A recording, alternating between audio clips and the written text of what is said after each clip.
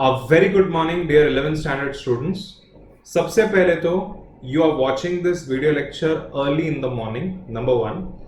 Number two, ये point पे आपने स्नान किया हुआ है, आपने ब्रेकफास्ट खाया हुआ है, and you are sitting in front of preferably a computer और a big screen.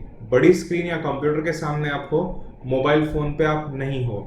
Only if you don't have a computer then you use a mobile phone. Alright, mobile phone पे भी आपको बहुत क्रिस्टल क्लियर ये video दिखेगा क्योंकि मैंने उसका जो फॉन्ट है वो बढ़ा के रखा है, उसके जो अक्षर है बढ़ा के रखे हैं मैंने, तो आपको एकदम अच्छे से दिखेगा. बहुत हाई क्वालिटी वीडियो है. बट अगर आपके पास रिसोर्स है, अगर आपके पास लैपटॉप, कंप्यूटर या बड़ा स्क्रीन है, आप प्लीज उसी के ऊपर ये वीडियो देखो. Alright, let us proceed ahead. What ever I am saying, जो ये एक एक स्लाइड में आपको दिखा रहा हूं, आपको वीडियो को पॉज करना है और आपको अपनी नोटबुक में नोट डाउन करके लेना है. A brand new notebook should be maintained.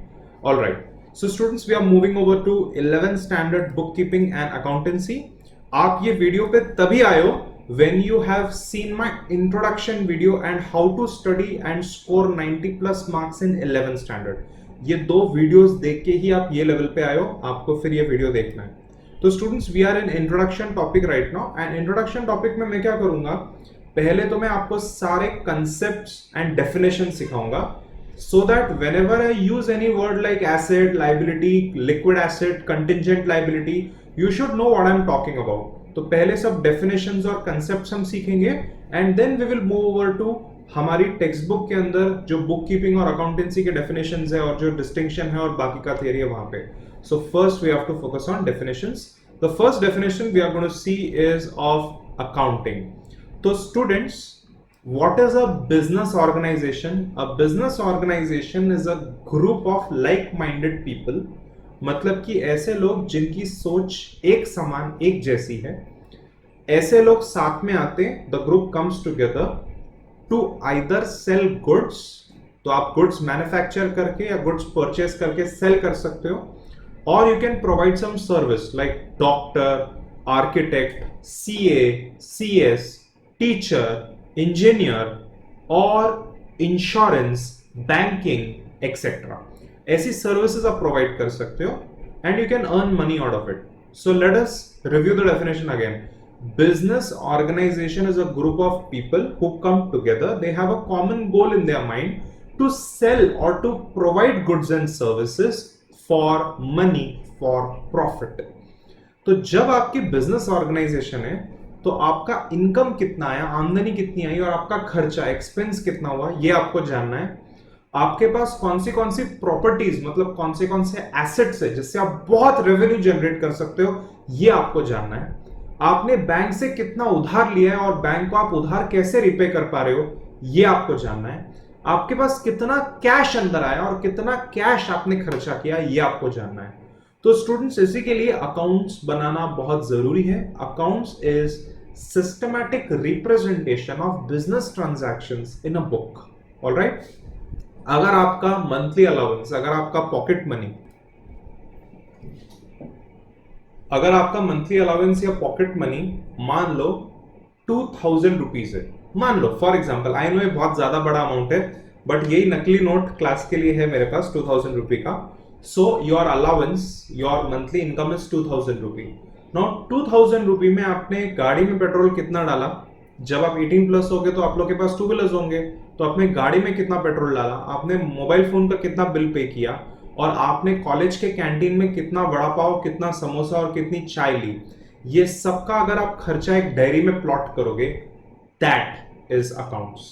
जब आपके पेरेंट्स महीने का हिसाब किताब करते हैं कि दूध वाले को कितना पेमेंट करना है, न्यूज़पेपर वाले को कितना, इलेक्ट्रिसिटी बिल, गैस बिल कितना पेमेंट करना है, और वो जब ये सारे पेमेंट करने के बाद एक डायरी में लिख के रखते हैं, that is accounts.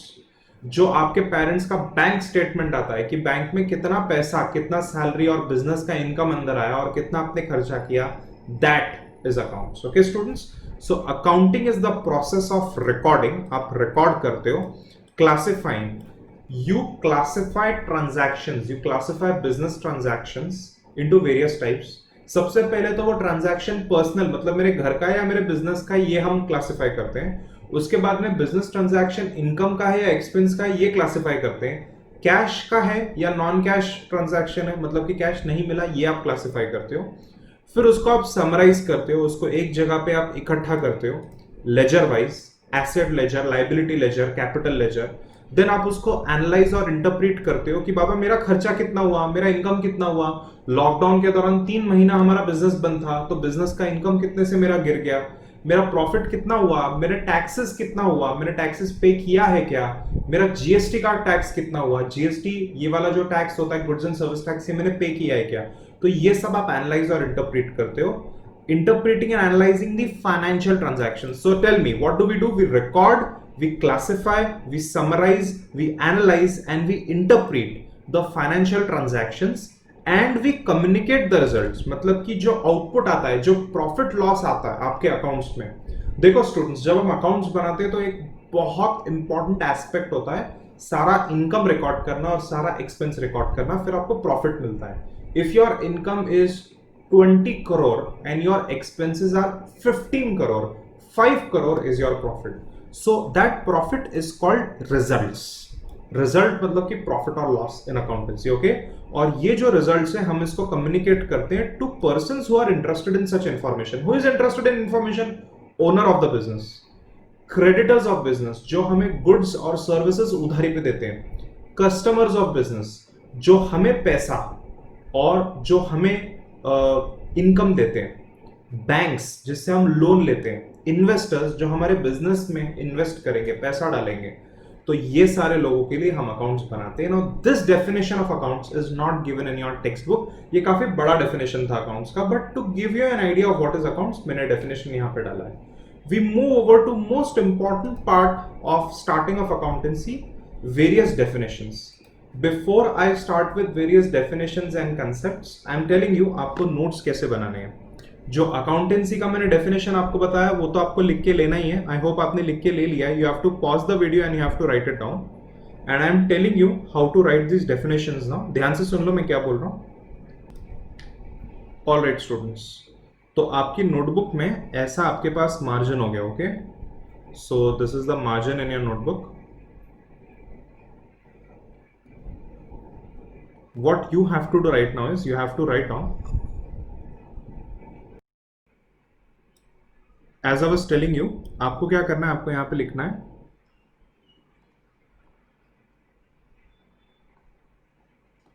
important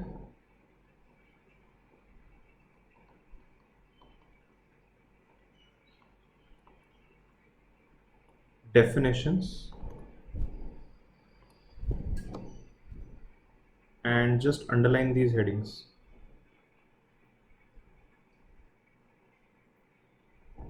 Now students, this presentation is very important.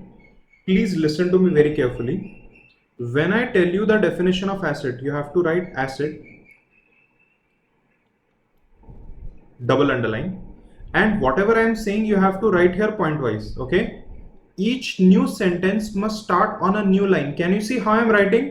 Students ध्यान से सुनो, can you see how I am writing? Asset के नीचे स्पेस मैंने ब्लैंक छोड़ी है। This is called presentation. You have to present very neatly. In this way you quickly start writing, and let us move over to the first definition. Let us move over to the first concept, which is an asset. Now students, look at the screen and tell me आपको क्या दिख रहा है। सबसे पहले तो यहाँ पे कैटरपिलर ट्रक है, ह्यूज बड़ा ट्रक है। इतना बड़ा ट्रक है कि एक आदमी की हाइट यहाँ पे सिर्फ इतनी सी होती है, राइट। सो आप माइनिंग के लिए जो सैंड है, जो स्टोन्स है, ब्रिक्स है, उसको ट्रांसपोर्ट करने के लिए आप यूज करते हो। यहाँ पे एक बहुत बड़ा ट्रक है, उसके पीछे क्रेन लोडेड है एक। यहाँ पे बहुत बड़ी कटिंग मशीन है। यहाँ पे we can see excavators. This is a CNC lathe machine used for cutting, drilling, etc. You can see a car of a director. तो डायरेक्टर क्लाइंट से मिलने के लिए या ऑफिस आने के लिए कार यूज करते हैं। You can see a lot of cash जो हम बिजनेस में यूज करेंगे। And again, this is a semi-automatic lathe machine. Now, dear students, what are all these? ये सब क्या है? These are properties belonging to your business. If you have these properties, you can make a lot of money because I have this infrastructure right now, because I have this software, I have this camera right now. because I have the AC right now, because I have this building right now, I can take the class. रास्ते पे बैठ के same level की same quality की class में ले सकता हूं? No. These are assets, these are properties of business which help in generating lot of revenue. अगर आपके पास बहुत सारे assets हैं तो आपका बिजनेस बहुत सारा profits, revenues कमाएगा. Okay, so these are assets, dear students. Let us see what are assets. Assets are properties of business. अब हम यंग स्टूडेंट्स के मन में क्या होता है, जो non commerce experts, commerce experts नहीं है, हमारे मन में होता है कि यार प्रॉपर्टी मतलब कि सिर्फ घर, लैंड, बिल्डिंग. और रॉन्ग. ये जो मेरा स्टाइलस है 13,000 का, ये भी मेरी प्रॉपर्टी है. ये जो मेरे हाथ में बॉटल है, ये भी मेरी प्रॉपर्टी है. और ये जो मेरा मोबाइल फोन है, ये भी मेरी प्रॉपर्टी है. Property means anything that you own, any asset that you own. Okay, so assets are properties of business. Assets are used in production process or other operations. तो assets को हम production में use करते हैं, जैसे कि machines, जैसे कि factory building, factory shed, or you can use the assets in other operations directly or indirectly. तो directly मतलब कि जो आपका business generating activity है. मेरे लिए बिजनेस जनरेटिंग एक्टिविटी क्या है? क्लासरूम में या तो फिर कैमरा के सामने टीचिंग करना. तो जो क्लास में यहां से ले रहा हूं, क्लासरूम में खड़े होकर ले रहा हूं, या तो फिर यहां पे वीडियो रिकॉर्डिंग करके ले रहा हूं, इसके लिए जो मैं एसेट यूज करता हूं, जो मैं कंप्यूटर यूज करता हूं, जो मैं एसी यूज करता हूं, वो मैं डायरेक्टली यूज कर रहा हूं for business operations. Indirectly means when you come to my academy, you will see reception. In reception there's a nice AC, beautiful reception glass table, और उसके ऊपर एक बहुत ब्यूटीफुल स्टैचू है. वो स्टैचू पे पानी सब बह रहा होता है, राइट? ऐसा एक फैंसी रिसेप्शन है हमारी एकेडमी में. तो वो रिसेप्शन का जो एसी है, वो रिसेप्शन का जो टेबल है, वो रिसेप्शन का जो कंप्यूटर है, क्या उससे हम डायरेक्टली क्लास ले रहे हैं? No. But it is important to enrol students, to give receipts to students and to take admission form of students. That reception area is important for my business even though it is used indirectly. और एक छोटा सा example देता हूं. Let us say that we have a factory. तो factory में जो भी हम काम करते हैं, फैक्ट्री में जो भी हम मैन्युफैक्चरिंग करते हैं, वो सारे एसेट्स डायरेक्टली ऑपरेशंस के लिए यूज करते हो. बट जो कंपनी का रिसेप्शन होता है, ऑफिस का, जो कंपनी का हेड ऑफिस होता है, वहां पे एसी होता है, बहुत सुंदर ग्लास का नेम प्लेट होता है, रिसेप्शन में एक पर्सन बैठे होते हैं, रिसेप्शन का टेबल होता है, रिसेप्शन में कंप्यूटर होता है. All those assets are used indirectly for business. Okay, everyone? Assets are usually held for more than 1 year. तो हम लोग हर दिन क्या करते हैं? न्यू कार्स खरीदते हैं और अगले दिन बेच देते हैं, फिर अगले दिन वापस नई कार खरीदते हैं. आज मैंने बिल्डिंग खरीद ली मेरे ऑफिस के लिए, 1 महीने के बाद उसको बेच दूंगा ना मैं? No. Assets are used for 5 years, 6 years, 8 years, 10 years, 15 years, 20 years. Assets का जो लाइफ होता है बहुत लंबा होता है. You use it for so many years, right? Assets are usually of high value. अगर आप देखोगे एक्सपेंडिचर, मतलब कि जो खर्चा हम बिजनेस में करते हैं, like telephone bill, 500 rupee, 1000, 2000, 3000, 10,000 in big companies, right? तो वो गया टेलीफोन बिल. दूसरा खर्चा हो सकता है कि इंटरनेट चार्जेस आप पे करते हो. तीसरा खर्चा हो सकता है यू पे कुरियर चार्जेस. तो ये जो सारा खर्चा है, internet bill, telephone bill, this is 10,000, this is 15,000, this is 5,000, right? These are of small value. But if you look at purchase of building 10 crore, it is very high value. Purchase of computer worth rupees 3 lakh. Purchase of video recording setup rupees 3 lakhs. तो you can see कि assets का value बहुत high होता है, right students? Car, building, factory sheds, factory machines, they are worth crores of rupees. Assets are not for sale. अपनी दुकान में, अपने बिजनेस में जो भी बेचने के लिए हम चीज लेते हैं, उसको हम स्टॉक या इन्वेंट्री बोलते हैं, हम उसको एसेट नहीं बोलते. Is this fine everyone? तो अगर मान लो कि मेरा कार का शोरूम है एंड आई सेल कार्स, तो जो डेक्कन होंडा का मेरा शोरूम है, उसमें जो होंडा सिटी की 5 कार्स है, ये मेरा स्टॉक या इन्वेंट्री हो गया, ये मेरा एसेट नहीं है. But for me Adi Singh, मैं अपनी i20 हुंडई i20 में ऑफिस में आता हूं, तो जो कार मेरे नीचे पार्क्ड है वो मेरा एसेट हो गया, because it is not for sale. बेचने के लिए वो नहीं है. ये जो कैमरा है, जो लॉजिटेक और पैनासोनिक का कैमरा मैं यूज करता हूं रिकॉर्डिंग के लिए, ये मेरा एसेट है, मैंने इसको बेचने के लिए नहीं लिया है. हाँ, I can sell it, no doubt, but it is not for sale as in a usual course of business. If I am a camera dealer, every day I purchase 20 camera and I sell 20 camera, those cameras become my stock. With that in mind, look at this diagram, dear students. Left पे यहां पे diagram में हमारे पास सिद्धेश है, जिसने एक AC खरीद के अपनी दुकान में एसी इंस्टॉल कर दिया है. Can you see that? तो सिद्धेश ने जब एसी अपनी दुकान में इंस्टॉल किया to use it, it becomes asset and it is recorded as asset in books of accounts. But यहां पे शिल्पा ने पैक्ड बॉक्स खरीद लिया एसी का, it is not installed. Shilpa ने एसी सेल करने के लिए खरीदा है because Shilpa is AC dealer of LG company. तो ये जो एसी है बॉक्स के अंदर, ये स्टॉक या इन्वेंट्री फॉर सेल हो गया एंड इसको हम रिकॉर्ड करेंगे एज परचेजेस, मतलब expense. When you purchase stock to sell, you call it purchase account, and when you sell the stock, you call it sales account. Okay students, धीरे धीरे आपको समझ में आएगा. But did you understand? AC installed in office, asset. AC packed in a box to sell, inventory or stock or purchases. Okay everyone? Now let us move over to types of assets. Now students, assets are primarily of two types. Number 1 non current and number 2 current. यही मैंने यहां ऊपर भी लिखा है, assets can be non current और they can be current. अब हम इसको डिस्कस कर रहे हैं कि करंट और नॉन करंट क्या होता है. मैं ब्रीफली आपको बता रहा हूं अभी. Non current assets are long term assets. बोलो नॉन करंट मतलब कि क्या? Long term assets. Long term assets मतलब कि you hold the assets for more than 12 months. आपको याद आ रहा है मैंने आपको एसेट्स की डेफिनेशन बताई थी. Assets are usually held for more than 1 year, मतलब कि मोर देन 12 मंथ्स. तो वो एसेट जिसको हम मोर देन 12 मंथ्स होल्ड करते हैं, हम उसको बोलते हैं नॉन करंट एसेट्स. और करंट एसेट्स वो एसेट्स होते हैं जिसको हम होल्ड करते हैं for short term. Short term का अकाउंट्स में एक ही मतलब है, up to or less than 12 months. I hope this is absolutely okay. मैं आपको एक छोटा सा एग्जांपल देता हूं. I am dealer of, let us say, bottles.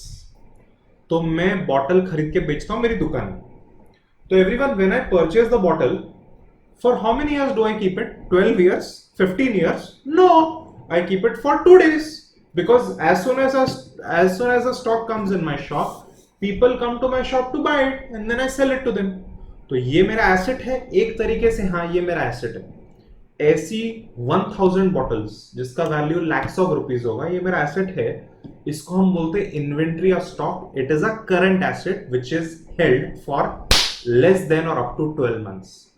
Current assets are those assets which are held in business for up to 12 months or less than 12 months. If I hold an asset like a mobile phone for more than 1 month, more than 12 months, if I hold this mobile phone in my office for more than 12 months and I use this mobile phone every day to call customers and clients and to do business, this mobile phone is my non-current, means long-term asset. Okay students, so tell me, what is a non-current asset? Asset which you have held or you are holding for more than 12 months, long duration. Land, building, furniture, computer, office equipment, mobile phones, all of these are non-current asset. Current assets are cash, bank, stock in trade, debtors. अब आप बोलोगे sir ये आप क्या नए नए word use कर रहे हो, debtor and what not. Don't worry, जितना समझ में आ रहा है आप सुनो, आगे उसका डेफिनेशन हम पढ़ने वाले हैं ना. Okay everyone. अब ये जो नॉन करंट एसेट्स होते हैं उसमें भी दो टाइप होता है. एक होते हैं फिक्स्ड एसेट्स और एक होते हैं long term investments.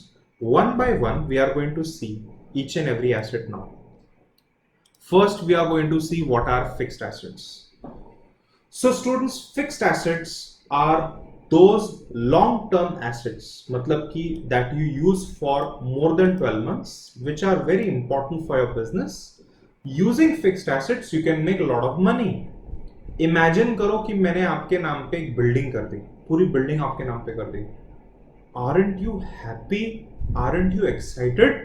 Yes you are, because using that building you can give that building on rent to 20 offices. You can have your own office over there and you can do a lot of business. So building ये आपका fixed asset हो गया. Long term assets वो होते हैं which are used for more than 12 months and they are likely not to be converted quickly into cash. और ये assets को आप immediately sell नहीं करते हो. You don't sell these assets because you want to use it for your business. Example, land, building and equipment. These assets can be tangible. What are tangible assets, sir? Tangible assets are which you can touch. Like look at this table. This table. Look at this mobile phone. You can touch. Look at this hard disk. This hard disk where I store my videos. I can touch it. These are tangible assets, dear students. What are intangible assets? Intangible assets are those assets you cannot touch, but they exist and they help in generating a lot of revenue. Best example is this video lecture. ये जो video lecture मैंने आपको भी भेजा है और जो more than 30 students ने वीडियो लेक्चर्स मेरे खरीद लिए अभी ये पॉइंट पे. This is an intangible asset.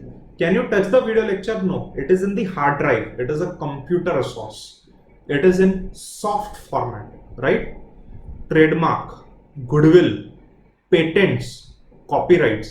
I have authored many books of CSCS course which students buy for 1,000 to 2,000 rupees. The copyright, the right to print that book belongs to me because I have authored the book. It is my asset. Look at Edward Academy logo, dear students. ये रहा Edward Academy का logo, उसके ऊपर आपको trademark दिख रहा है. So Edward Academy has a strong resource of hundreds of students, many teachers, good infrastructure and whatnot. तो अगर मैंने एक दिन डिसाइड किया that I don't want to teach anymore, वो दिन कभी नहीं आएगा over my dead body. So I am a born teacher. But मान लो अगर मैंने डिसाइड किया I don't want to teach, can I sell the trademark of Edward academy to some other teacher? Yes, I can sell it to some other coaching class and they will happily buy it because they get all the video lecture resources, they get the Android app that they can give to students to deliver lectures, etc. Okay, so those are intangible assets. तो ये रहे tangible assets. Land, building, vehicles, machinery which you can touch, furniture which you can touch. And everyone, what are intangible assets? Patent, goodwill, copyright, trademarks, brand name, video lectures. The right to air video lectures is a good intangible asset. तो ये रहे सब intangible assets. I hope this is absolutely fine, everyone. All right, dear students, we now move over to investments. एक warning आपको देनी थी. ये सब अगर आप 11th स्टैंडर्ड की टेक्स्ट बुक में देखोगे तो आपको नहीं मिलेगा. ये बहुत सारा एरिया में एक्स्ट्रा ले रहा हूं, but if I don't teach you this you will not understand what is accounts. Okay, so being a CA, CS, CMA teacher, being a chartered accountant, cost and management accountant myself, I have tremendous experience and tremendous knowledge. तो ये सारा additional information मैंने डाला है and over the year students 15 साल plus से मैं सिखा रहा हूँ एंड मुझे इतना एक्सपीरियंस हो गया है कि स्टूडेंट्स को क्या आता है क्या नहीं आता, कहाँ प्रॉब्लम होता है, कि मैंने एक बेसिक कोर्स डिफाइन किया हुआ है. मैंने सारा इंपॉर्टेंट इंफॉर्मेशन वहां पे डाला हुआ है जिससे स्टूडेंट्स को बहुत ईजी लगे. Okay, if you open the textbook I challenge you, आपको नहीं समझ में आएगा as clearly as I am teaching you right now with my notes. So investment क्या होती है? इन्वेस्टमेंट इज एन एसेट और item which is purchased when you have surplus cash. जब आपके पास एक्स्ट्रा कैश होता है तो आप ये आइटम को परचेज करते हो विद अ होप, एक आशा होती है that it will generate income और it will appreciate in value in future. So how can an investment generate income for you? Please listen to me carefully. क्या होता है स्टूडेंट्स कि बहुत सारे बिजनेस ऑर्गेनाइजेशंस होते हैं जो बिजनेस करते हैं और उनके मन में बिजनेस आइडियाज होता है, एक अच्छा प्रोडक्शन सिस्टम होता है, डिस्ट्रीब्यूशन सिस्टम होता है, बट उनके पास पैसा नहीं होता. तो आपके और मेरे जैसे लोग हम सेविंग्स करके, पैसा सेव करके ये बिजनेसेस को पैसा देते हैं through intermediaries which is banks, financial institutions and through the stock market. और जब हम इनको पैसा देते हैं तो ये सारे बिजनेसेस वो पैसे को यूज करते हैं, वो पैसे से प्रॉफिट्स कमाते हैं और इन रिटर्न हमें इंटरेस्ट और डिविडेंड्स पे करते हैं। तो मैं बहुत डिटेल में नहीं जाऊंगा बिकॉज फ्यूचर में आगे जाके हमें सब बहुत डिटेल में पढ़ना है। तो there is a thing called shares, means a part of ownership of the company. So you can go to the stock market, NSE, BSE, and you can buy a share. Means you can become a part owner of a company. That is an investment. You can purchase gold. हम सबको gold अच्छे से पता है, आज का gold का rate है 48,000 प्लस पर तोला, मतलब कि 10 ग्राम्स। तो गोल्ड का रेट हिस्टोरिकली अगर आप देखोगे तो एवरी ईयर गोल्ड का रेट बढ़ता है। Debentures are loans given to company. Fixed deposit are certain sum given to banks and financial institutions and even companies, जो वो लोग यूज कर सकते हैं, उसके रिटर्न में आपको इंटरेस्ट देते हैं। 3 साल 4 साल 5 साल आप उनको बोल सकते हो यूज करो and they give you returns in form of interest. तो स्टूडेंट्स ये सब इन्वेस्टमेंट्स हैं। Even when you purchase a flat so that the value of the flat increases in future and you sell it to earn some profits, that is also investment। यहां पे हमने एक word देखा है appreciate. Appreciate means when the value of any asset increases. तो अगर आज आपने गोल्ड खरीदा 1 तोला 48,000 में, tomorrow it become 60,000, you can sell it for 12,000 profit, right? So that is appreciation. It means increase in value of assets और investments. You can purchase buildings for 10 crore and tomorrow its value can be 20 crores. So there you have appreciation.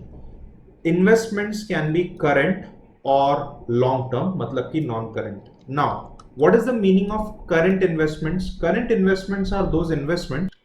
I was searching for my stylus. So current investments are those investments which you use for up to 12 months. मतलब कि 12 months और उससे less. And long term investments are those investments which you hold for more than 12 months. Long term matlab non-current, more than 12 months. Let me give you a small example. If I purchase gold today for 48,000, sell it tomorrow for 70,000. I have just earned 22,000, but I sold the gold in one day. Okay? तो एक दिन में जब आप सोना cell करोगे तो आपने उसको होल्ड किया लेस देन 12 मंथ्स और अप टू 12 मंथ्स, मतलब कि वो करंट इन्वेस्टमेंट हो गया। But when you purchase a building and you keep it with you for 10 years, it becomes long-term investment. Okay, everyone? A very, very important concept now, working capital cycle. And I want you to please listen to me very carefully. Students, how business operates, ध्यान से सुन लो।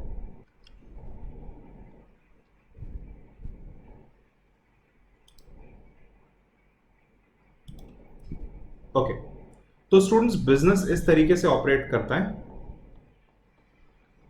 मान लो that this is you are a business owner. Okay, commerce expert हो आप, CA CS आपने किया है, बिजनेस ओनर है और आपका नाम है लेट अस से CA CS, दोनों डिग्री कर ली। ओके,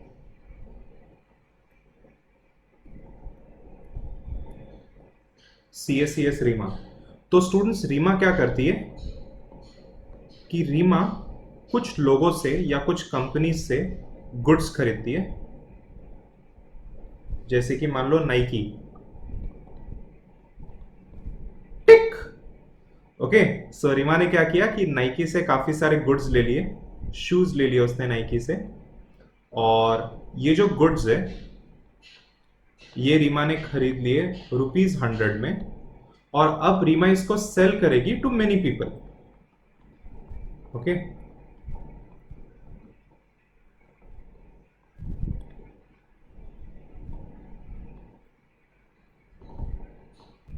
तो इंडिया में और इंडिया के बाहर आप एक्सपोर्ट कर रहे हो गुड्स और बहुत सारे लोग को आप सेल कर रहे हो। तो यहां पे आपने क्या किया, यू परचेस्ड एंड यहां पे यू आर सेलिंग। कितने रुपीस में सेल किया एवरीवन? मान लो 120 में सेल किया, तो रीमा ने प्रॉफिट कमा दिया, राइट? जिससे आप गुड्स खरीदते हो उसको आप बोलते हो सप्लायर, और जिसको आप सेल करते हो उसको आप बोलते हो कस्टमर। एंड स्टूडेंट्स, बिजनेस करने में ये सबसे बेसिक बिजनेस मॉडल है that you purchase or you get services from someone, good services from someone, and you sell it to someone. When you sell it at higher price so that you earn profits, and this is what business is all about. In reality होता ये है कि जब customer आपसे goods लेते हैं तो they may ask for credit, मतलब कि उधारी, and they may say that we will pay later. वो बोलते हैं कि कोविड-19 की वजह से हमारे पास पैसे नहीं है, तो हम आपको प्लीज 3 मंथ्स के बाद पे करेंगे. रीमा को हाँ बोलना पड़ता है, बिकॉज अगर रीमा ने अलाउ नहीं किया तो वो दूसरे बिजनेस पर्सन से, बिजनेसमैन बिजनेस वुमेन से गुड्स खरीद लेंगे. See if you come to my shop and you ask me for credit कि मेरे को उधारी दो, मैंने नहीं दिया, तो आप साइड की दुकान पे चले जाओगे, मेरा बिजनेस लॉस हो जाएगा. तो रीमा को हाँ बोलना पड़ रहा है. Now people will pay after 3 months. But students, Nike company is asking for payment now. Nike company बोलती है पे me now. If you don't pay me now I will not do business with you, never I will give you shoes. What now? मेरे को लोगों से 1 crore rupees आना बाकी है और मुझे नाइकी कंपनी को 30 लाख रुपीस देने हैं. वो 30 लाख में कहां से दूं, बिकॉज लोग मुझे 1 करोड़ दे ही नहीं रहे. This is called working capital gap. Did you understand, everyone? Working capital is the current cash in hand. It is the current assets. It is the debtors. It is the cash balance. It is the bank balance. It is your stock of inventory which you have right now, which can be converted into cash. But उसको convert करने में थोड़ा time लगेगा. In the meantime, creditors आपका door खटखटा रहे हैं. They are knocking the door. ए हमारा payment करो, दरवाजा खोलो, पे करो. एम्प्लॉइज आर सेइंग पैसा पे करो, गवर्नमेंट इज सेइंग टैक्सेस पे करो. इतना सारा payment, electricity bill, then staff salaries, creditors का पेमेंट, परचेज ऑफ मटेरियल का पेमेंट, इतना सारा पेमेंट, गवर्नमेंट के टैक्सेस, जीएसटी, इनकम टैक्स, इतने taxes, but you don't have any money because customer are going to pay you after 3 months. This gap is called working capital gap. और ये जो पूरा चक्रव्यूह है, जो पूरा साइकिल है, इसको हम वर्किंग कैपिटल साइकिल बोलते हैं. ओके, अब सुनो वर्किंग कैपिटल साइकिल क्या है. बहुत इजी वे में सिखा रहा हूं, आपको अच्छे से समझ में आ जाएगा. आप क्रेडिटर्स से क्या खरीदते हो स्टूडेंट्स? Raw material. मान लो हमने लकड़ी खरीद ली क्रेडिटर्स से उधारी पे, फिर रॉ मटेरियल को आप कन्वर्ट करते हो इनटू अ चेयर. लकड़ी के पीसेस काटे, उसकी चेयर बनाई, बट चेयर का पॉलिशिंग बचा है, तो पॉलिशिंग बचा है तो सेल नहीं कर सकते, उसको हम बोलते हैं work in progress. Work in progress या वर्क इन प्रोसेस को आप कन्वर्ट करते हो फिनिश गुड्स में, मतलब कि चेयर में. फिर ये जो चेयर है ये आप सेल करते हो डेटर्स को. डेटर्स मतलब कि कस्टमर्स. डेबिटर नहीं, डेटर, बी साइलेंट. ओके, सो डेटर कस्टमर होते हैं. कस्टमर आपको कैश देते हैं. अगर कस्टमर ने कैश नहीं लिया तो बैंक से आपको ओवरड्राफ्ट, मतलब कि टेम्पररी लोन लेना पड़ता है. ये ओवरड्राफ्ट या कैश आप पे करते हो क्रेडिटर्स को. और ये जो पूरा चक्रव्यूह है, जो पूरा साइकिल है, इसको हम बोलते हैं working capital cycle. Okay dear students, तो आई होप आप ये सारे जो मैं आपको दिखा रहा हूं यहां पे स्क्रीन पे नोट्स, आप इसको नोट डाउन करके ले रहे हो. Please note this down dear students. And now we are moving over to current assets. अब मेरी बात ध्यान से सुनो. Do you remember working capital cycle? आपको 2 मिनट पहले मैंने सिखाया था और मैंने आपको प्रोसेस बताया था कि हम क्रेडिटर्स से गुड्स लेते हैं और हम उसको डेटर मतलब कस्टमर को बेचते हैं. तो स्टूडेंट्स, ये जो वर्किंग कैपिटल साइकिल का ये साइड है, this side, can you see this side? Can you see raw material, work in progress और process, finish goods, debtors, cash, bank balance. ये जो सारे एसेट्स है ये आप लॉन्ग टर्म यूज नहीं करते. जो कैश होता है ना, ये नोट क्या मैं 10 साल तक सेम संभाल के रखने वाला? No, I will spend it today and I will earn more income by spending this money, right students? वैसे ही मेरे पास रॉ मटेरियल होता है. मान लो कि मेरा दुकान है बॉटल का, वाटर बॉटल का, तो ये वाला बॉटल. मान लो कि मेरा दुकान है आइसक्रीम का, तो ये Amul ice cream. Can you see this ice cream box? तो स्टूडेंट्स, ऐसे गुड्स मैं अपनी दुकान में रखता हूं, तो they are my asset, but I am going to sell it in 1-2 months. So therefore I should not call it fixed assets. I call these assets as current assets. तो what are current asset? Raw material, work in progress और process, finished goods मतलब कि stock inventory, debtors मतलब कि वो लोग जो हमें पैसा देने वाले हैं. These people are our assets. cash, bank balance. Short-term investments like investment in shares, investment in gold, these are all current assets. Current assets are assets expected to be converted into cash within 1 year in ordinary or normal course of business.